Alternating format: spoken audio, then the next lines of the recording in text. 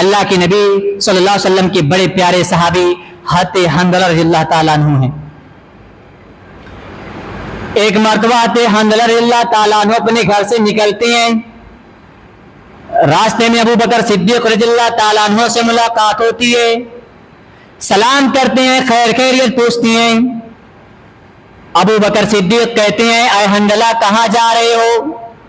حضرت حنظلہ کہتے ہیں ابو بکر جب ہم اللہ کے نبی صلی اللہ علیہ وسلم کے پاس بیٹھے رہتے ہیں, جب ہم اللہ کے نبی صلی اللہ علیہ وسلم کے پاس بیٹھے رہتے ہیں, اللہ کے نبی ہمیں جنت کے بارے میں بتاتے ہیں, اللہ کے نبی صلی اللہ علیہ وسلم ہمیں جہنم کے بارے میں بتاتے ہیں, تو آئے ابو بکر ہمارے دل کے اندر اللہ تعالیٰ کا ڈر بڑھ جاتا ہے, ہمارے دل کے اندر اللہ تعالیٰ کا بہت زیادہ خوف ہوتا ہے. لیکن آئے ابو بکر صدیق جب وہاں سے ہم چلے آتے ہیں, اپنے گھر چلے آتے ہیں, اپنے بال بچوں میں گھل مل جاتے ہیں, تو آئے ابو بکر ہمارے دل کے اندر سے اللہ تعالیٰ کا ڈر کم ہو جاتا ہے, ہمارے دل کے اندر سے اللہ تعالیٰ کا جو ڈر ہوتا ہے, خوف ہوتا ہے, وہ کم ہو جاتا ہے. اے ابو بکر ایسا لگتا ہے میں منافق ہو گیا ہوں.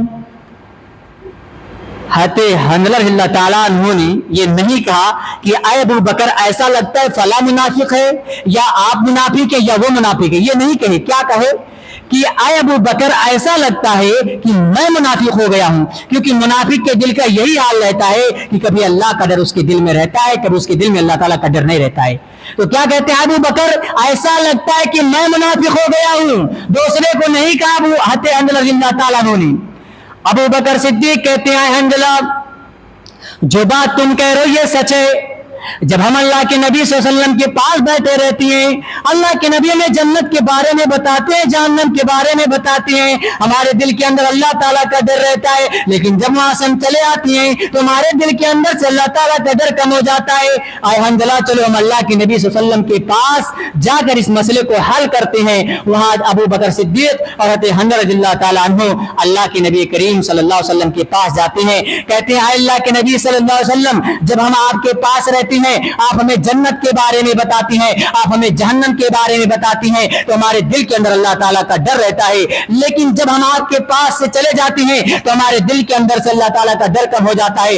ایسا لگتا ہے کہ ہم منافق ہو گئے ہیں. اللہ کے نبی صلی اللہ علیہ وسلم فرماتے ہیں اے ابو بکر, اے ابو بکر, اے ابو بکر اور اے حنظلہ تم دونوں جو بات کہہ رہے ہو یہ بات سچ ہے, لیکن تم دونوں لوگ منافق نہیں ہو. اگر تم لوگ 24 کے 24 گھنٹے ڈرنے والے بن جاؤ گے تو آسمان سے فرشتے اتر کر تم سے مصافحہ کرنے چلے آئیں گے, تم سے سلام کرنے چلے آئیں گے. تم لوگ اتنے زیادہ متقی اور پرہیزگار تقوی والے نہیں بن سکتی ہو.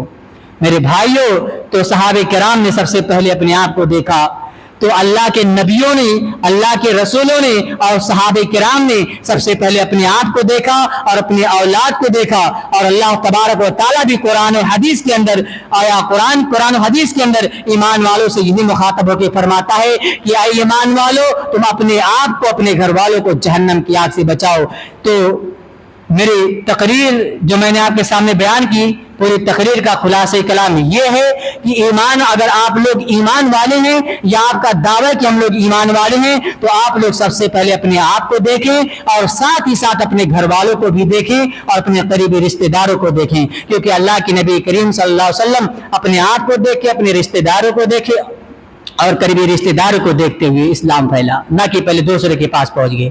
تو ٹھیک ہمیں اب اسی طرح کرنا چاہیے کہ سب سے پہلے ہم اپنے آپ کو نیک بنائیں, اپنے گھر والوں کو نیک بنائیں, اپنے رشتہ داروں کو نیک بنائیں. انہیں چند باتوں پر میں اپنی تقریر کو ختم کرتا ہوں.